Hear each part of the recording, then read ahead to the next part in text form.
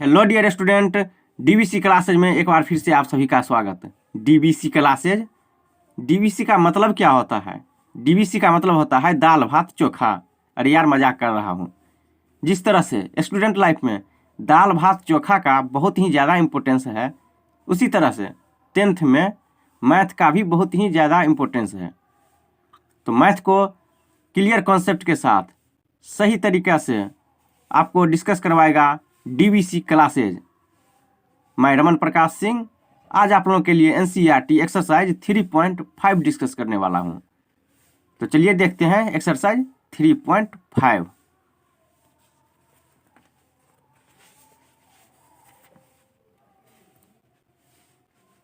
Exercise 3.5 पहला question है, निम्न रैखिक समीकरणों के युग्म में से किसका एक अद्वितीय हल है, किसका कोई हल नहीं है, या किसके अपरिमित रूप से अनेक हल हैं। अद्वितीय हल की स्थिति में उसे वज्र गुणन विधि से ज्ञात कीजिए। तो इसमें टोटल 4 क्वेश्चन है, देख लीजिए 1 2 3 4। तो बारी बारी से हम सभी को डिस्कस करेंगे और देखेंगे कि किसका कोई हल नहीं है, किसका अद्वितीय हल है, या किसका अनेक हल है।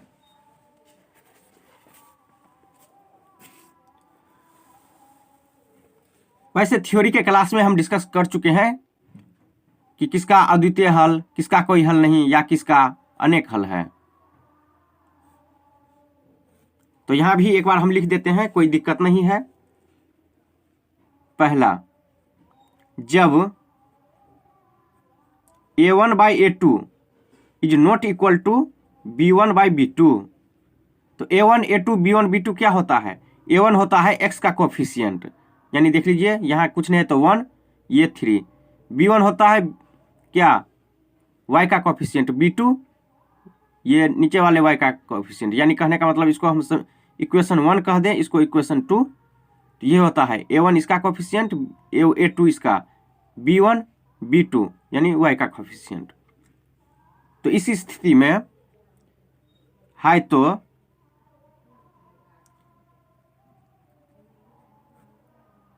इसका अद्वितीय हल प्राप्त होता है।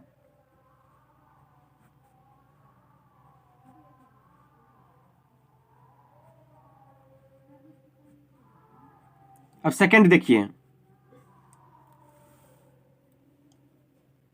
जब a1/a2 is equal to b1/b2 is equal to c1/c2। c1 c2 क्या है? ये कांस्टेंट टर्म होता है, ये होता है c1, ये c2 है।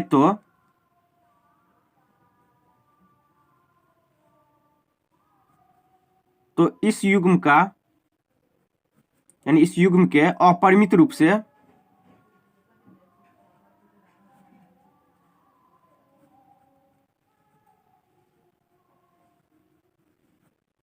अनेक हल होगा।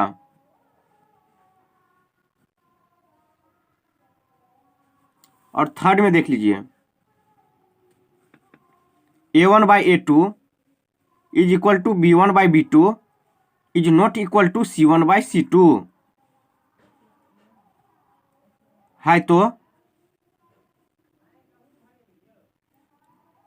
इसका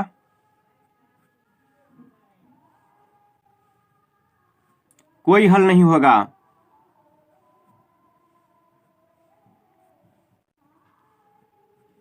इसको हम थ्योरी के क्लास में डिस्कस कर चुके हैं, लेकिन हम यहाँ एक बार फिर से आपको बता दिए ताकि जब हम क्वेश्चन डिस्कस करेंगे तो कोई दिक्कत नहीं हो। तो देख लीजिए, जब a1/a2 is not equal to b1/b2, तो इसका अद्वितीय हल प्राप्त होता है। Second, a1/a2 is equal to b1/b2 is equal to c1/c2, तो इसका अनेक हल होगा। और जब a1/a2 is equal to b1/b2 is not equal to c1/c2, तो इसका कोई हल नहीं होगा। तो चलिए देखते हैं, हमें चेक करना है और फिर जिसका अद्वितीय हल प्राप्त होगा उसे हमें वज्र गुणन विधि से ज्ञात करना है। तो वज्र गुणन होता है इंग्लिश में क्रॉस मल्टीप्लिकेशन।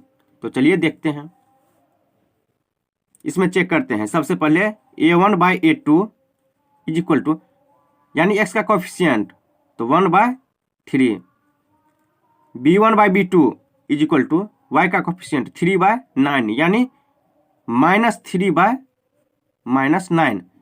क्यों? यहाँ की माइनस है इसलिए, यहाँ प्लस था तो कोई दिक्कत नहीं है। तो माइनस माइनस कैंसिल, 3 3 जा 9 यानी 1/3। अब यहाँ से C1/C2, C1 कितना? -3/-2, माइनस माइनस कैंसिल, ये हुआ 3/2। तो यहाँ देखिए तो A1/A2 इज इक्वल टू, देखिए 1/3 है और यहाँ भी B1/B2 1/3, तो ये हो गया इक्वल B1/B2। तो क्या ये इक्वल हुआ? नहीं, ये 3/2 हो गया। यहाँ देखिए 1/3 ये 3/2, तो ये नहीं इक्वल हुआ, ये हो गया C1/C2।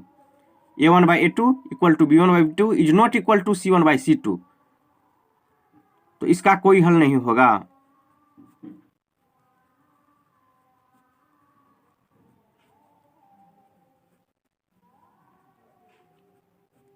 तो बस ये यहीं कंप्लीट हो गया। तो हमें निकालना किसका था? हमें निकालना था जिसका अद्वितीय हल होगा। तो देखिए A1/A2 is equal to B1/B2 is not equal to C1/C2, तो इसका कोई हल नहीं होगा। तो इसका कोई हल नहीं होगा। तो अद्वितीय कब प्राप्त होता है? जब A1/A2 is not equal to B1/B2। तो ये यहीं पर कैंसिल हो गया। अब ये यहीं पर तक था। अब चलते हैं सेकंड पे। क्वेश्चन नंबर सेकंड देख लीजिए। 2x + y is equal to 5 और 3x + 2y is equal to 8। तो चलिए अब इसको डिस्कस करते हैं। फिर से हम अब यहाँ चेक करेंगे, यानी A1/A2 B1/B2 C1/C2 निकालेंगे। A1/A2 is equal to 2/3, x का कोफिशिएंट यानी 2 3 देख लीजिए। B1/B2 y का कोफिशिएंट यहाँ कुछ नहीं है तो 1, B1 के स्थान पे 1 बाय B2 के स्थान पे 2 है तो 2। C1/C2 इज इक्वल टू, यहाँ से देख लीजिए 5 8, तो 5/8। तो ये देखिए A1/A2 is not equal to B1/B2, ये और ये बराबर नहीं है। Is not equal to C1/C2, value सभी का अलग अलग है, देख लीजिए। तो क्या इसका अद्वितीय हल है? हाँ, इसका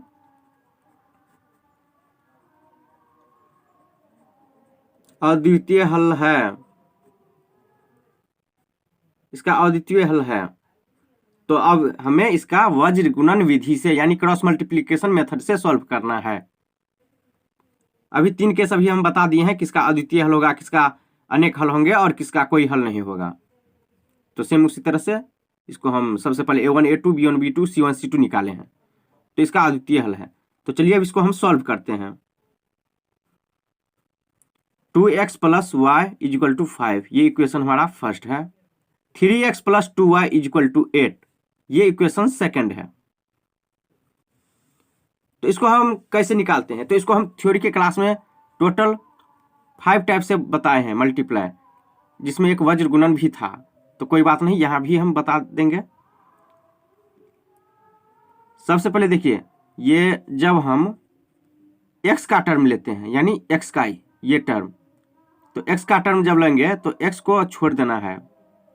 तो ये हमें इस पे और इस पे से डिस्कस करना रहता है। तो यहाँ क्या होता है, ये हुआ B1, ये B2, ये C1 C2, जो अभी यहाँ से देख लीजिए। तो XY होता है क्या, ये B1 इंटू C2 यानी तिरछा तिरछी यानी क्रॉस मल्टीप्लीकेशन। तो B1 C2 minus B2 C1, B2 कौन हुआ, ये B2 हुआ, B2 इंटू C1, ऐसे।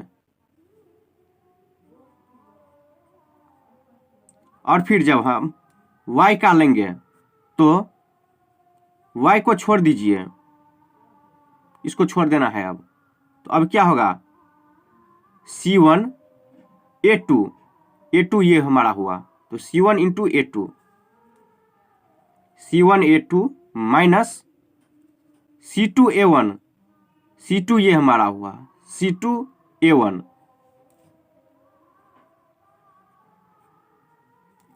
और यहाँ कांस्टेंट लेना है यानी 1, ना x y और z तो होगा नहीं, तो यहाँ हमें कांस्टेंट टर्म लेना है। तो यहाँ होगा क्या, अब इसको छोड़ दीजिए कांस्टेंट टर्म को, तो a1 इंटू b2 यानी ऐसे तिरछा तिरछी a1 b2 minus a2 b1। a2 क्या होता है देख लीजिए, a2 ये होता है a2 इंटू b1, यही क्रॉस हुआ।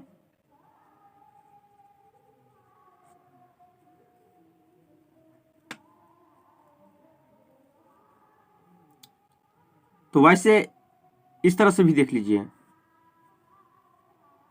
या नहीं छोड़िए, ये भी हम जब x का टर्म लेंगे यानी x का जब टर्म लेंगे तो यहाँ ये नहीं, जब हम x लेंगे केवल x, तो x जब लेंगे तो यहाँ लिख दीजिए b1 c1 b2 c2 और इसका क्रॉस कर दीजिए। फिर जब हम y लेते हैं तो यहाँ c1 c2 तो a1 a2, इसका क्या मतलब है वो अभी हम बता देते हैं। और यहाँ कांस्टेंट टर्म 1 होता है, तो यहाँ लिखिए b1 b2, इसका क्रॉस कर दीजिए। देखिए तो जब x रहता है तो b1 into c2 minus b2 c1, यहाँ से देख लीजिए माइनस b2 c1, y का टर्म जो होता है तो c1 a2 minus c2 a1 देख लीजिए। और जब कांस्टेंट टर्म होता है तो a1 b2 minus a2 b1, यहाँ से a1 b2 minus b2 a1। तो ये भी, तो आपको जिस तरह से आसान लगे उस तरह से करना है। तो चलिए अब हम इसको सॉल्व करते हैं। x bye b1 c2 b1 into c2 यानी 1 इंटू 8 1 इंटू 8 माइनस क्या है b2 c1 यानी 2 इंटू 5 y बाय y का टर्म, तो अब देखिए c1 a2 5 into 3 minus c2 a1 8 into 2 is equal to constant term तो 1 बाय a1 b2, a1 क्या है a1 इंटू b2 यानी 2 इंटू 2 माइनस a2 b1 यानी 3 इंटू 1। चलिए अब इसको सिंप्लीफाई कीजिए, x by 8 minus 10 is equal to y by 15 minus 16 is equal to 1 by 4 minus 3। तो x बाय देखिए यहाँ माइनस 10 यहाँ प्लस 8, तो घट के क्या होगा -2 is equal to y by 15 minus 16, यहाँ -1 घट के यहाँ 1 बाय 1। तो अब इसको हम करते क्या हैं, देखिए ये x का टर्म इक्वल टू b यानी y का टर्म इक्वल टू कांस्टेंट, तो एक बार हम इसको इक्वल करेंगे और एक बार इससे इसको इक्वल करेंगे। तो अब ये नहीं कहिएगा कि इसको और इसको इक्वल करेंगे, तो भैया इसको जब इक्वल करिएगा तो यहाँ क्या हो जाएगा देख लीजिए, x y minus 2 is equal to y by -1।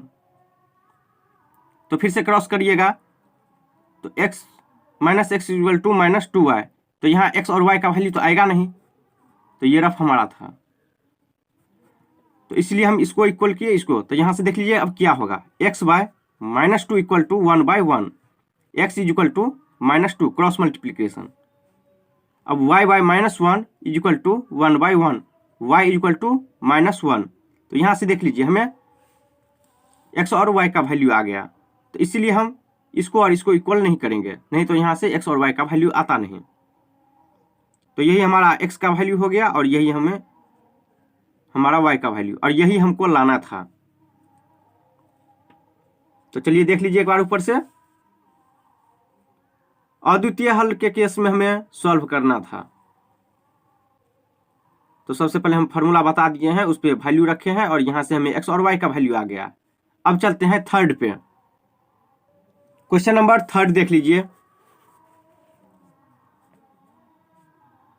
3x minus 5y equal to 20 और 6x minus 10y equal to 40।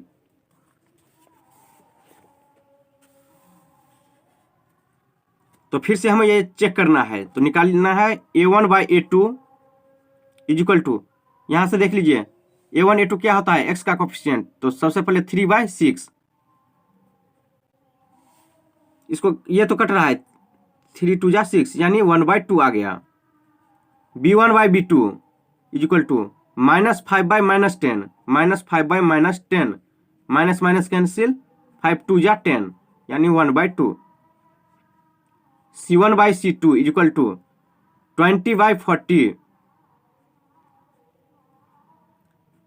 2 times में कैंसिल, ये 1/2। अब देख लीजिए यहाँ 1/2 1/2 1/2, तो a1 by a2 equal to b1 by b2 equal to c1 by c2। यहाँ तीनों का तीनों इक्वल है, तो इस स्थिति में क्या होगा, इसका अनगिनत हल होंगे।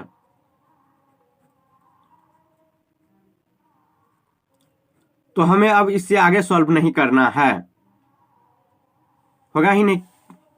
हमको हल कब करना था, जब अद्वितीय हल होगा, उस स्थिति में हमें सॉल्व करना था। तो चलिए ये यहीं तक। अब चलते हैं फोर्थ पे। फोर्थ नंबर देख लीजिए। फोर्थ है x minus 3y minus 7 equal to 0, 3x minus 3y minus 15 equal to 0।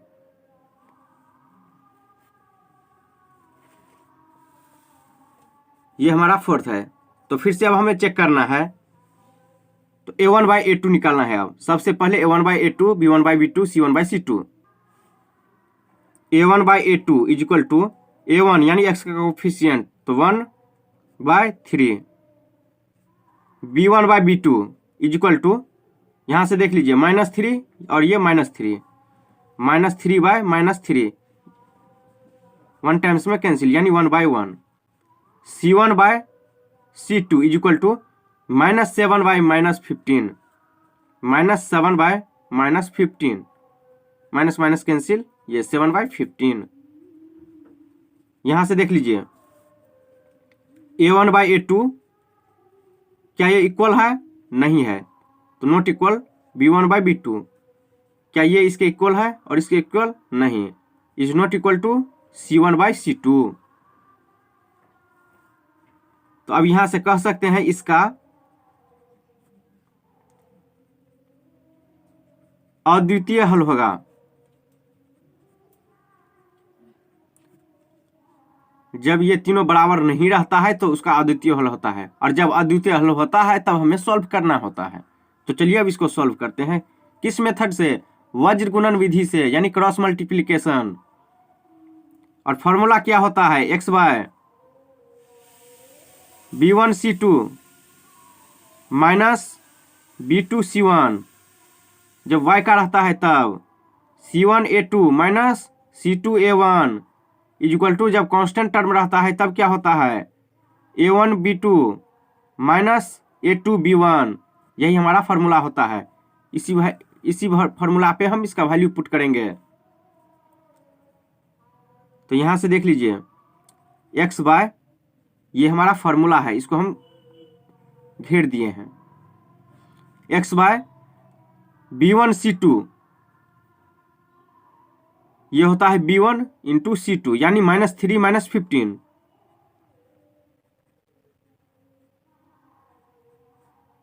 Minus b2c1, -3 -7, -3 into -7, y bye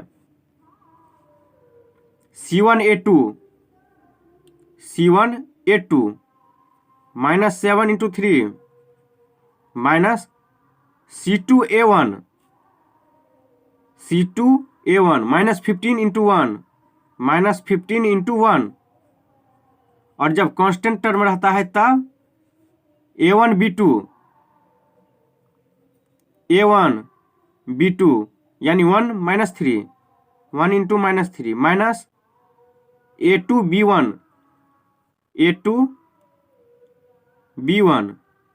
3 into minus 3।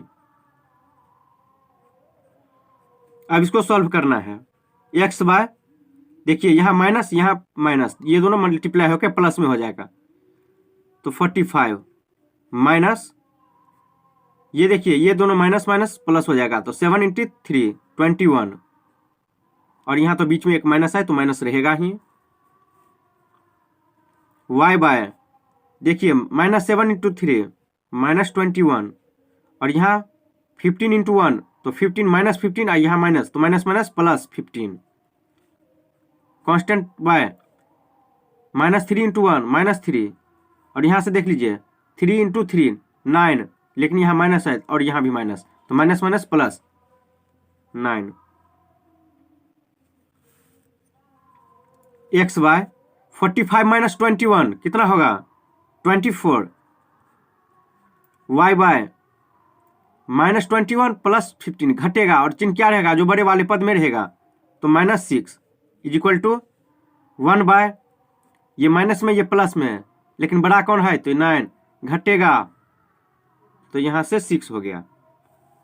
अब फिर से क्या करना है, हमें इक्वल करना है किस किस को, इसको नहीं तो x और y का वैल्यू नहीं निकलेगा, तो हमें एक बार इसको इक्वल करना है और एक बार इसको इसके, तो चलिए इक्वल कर देते हैं। x by 24 is equal to 1 by 6, तो 6x is equal to 24, cross multiplication कर दीजिए, x is equal to 24 by 6, 4 times में कैंसिल हो गया, x इज इक्वल टू 4। अब यहाँ से y by minus 6 is equal to 1 by 6, तो 6y is equal to minus 6, y is equal to minus 6 by 6, 1 times में cancel, y is equal to minus 1, और यही हमें लाना भी था x और y का वैल्यू। चलिए देख लीजिए एक बार ऊपर से। सबसे पहले हम चेक किए हैं A1 A2 B1 B2 C1 C2 निकाल के, यहाँ कोई भी इक्वल नहीं हुआ एक दूसरे के, तो इसका अद्वितीय हल हुआ, और जब अद्वितीय हल होता है तो हमें निकालना रहता है वज्र गुणन मेथड से, और इसका फार्मूला हम जानते हैं और फार्मूला पर वैल्यू पुट किए हैं, तो यहाँ से हमें x और y का वैल्यू आ गया है। तो दोस्तों कैसा लगा आज का क्लास, अच्छा लगा होगा तो लाइक शेयर कमेंट और सब्सक्राइब जरूर कीजिए। धन्यवाद, मिलते हैं अगले वीडियो में।